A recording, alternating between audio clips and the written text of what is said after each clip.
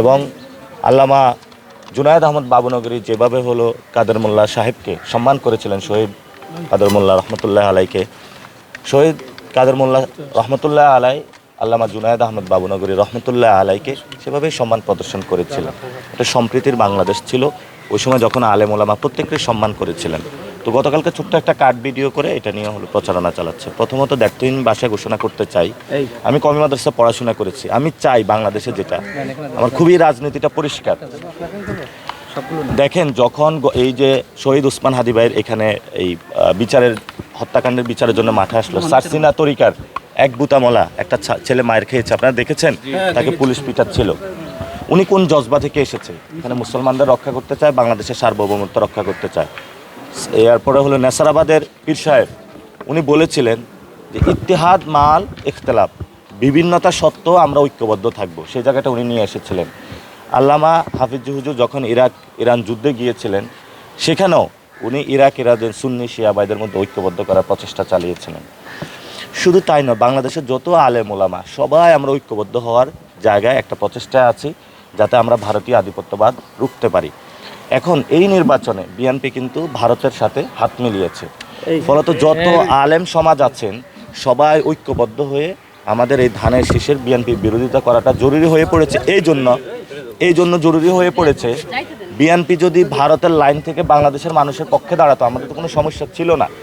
শহীদ জিয়াউর রহমান ছিলেন, বেগম খালেদা জিয়া তো ওই জায়গায় ছিলেন, এই জন্যই তো ওই সময় জোট হয়েছে।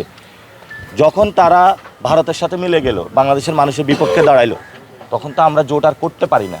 এবং সেই জায়গাটা আমরা মনে করি এই 11 দলীয় জোটে আলেম ওলামারা ঐক্যবদ্ধ হয়েছেন। এই বাংলাদেশে জমিনে বড় একটা রাহবারের জায়গায় আল্লামা জুনায়েদ আহমদ বাবুনগরী ভূমিকা পালন করেছিলেন। তারপরেও যদি আমার কোনো কথায় কেউ কষ্ট পেয়ে থাকেন, এই কষ্ট ক্ষমা সুন্দর দৃষ্টিতে দেখবেন, কারণ আলেম ওলামাদের সম্মান হলো পৃথিবীতে সবচেয়ে বড় জায়গা। আমরা ওনাদের পিছনে নামাজ পড়ে থাকি এবং ওনারা হলো আমাদের ইমাম। আলেমদেরকে মহব্বত করা মানে কি সবচেয়ে ভালো জায়গা, এবং ওনাদের থেকে মহব্বত থাকলে ইমান মজবুত হয়। আমরা সেই জায়গাগুলো চেষ্টা করি।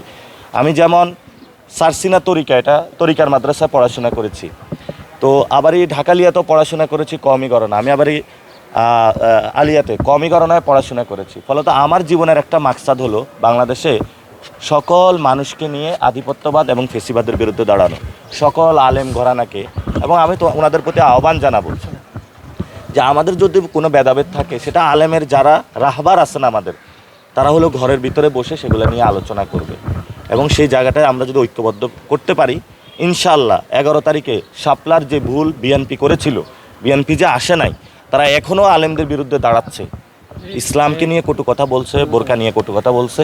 এই নির্বাচনও তারা একটা ভুল সিদ্ধান্ত নিচ্ছে। 11 দলীয় জোট সঠিক সিদ্ধান্তে আছে। ইনশাআল্লাহ আগামী 12 তারিখে, এই যে 2-3 দিন পরেই ইনশাআল্লাহ সারা বাংলাদেশে একটা রব উঠেছে, এটা জয়যাত্রা আসছে। ইনশাআল্লাহ 11 দলীয় জোটের শাপলাকলি, দাঁড়িপাল্লা, রিক্সা, যে যে জায়গায় মার্কা আছে, বিপুল বুটে জয়লাভ করবে ইনশাআল্লাহ।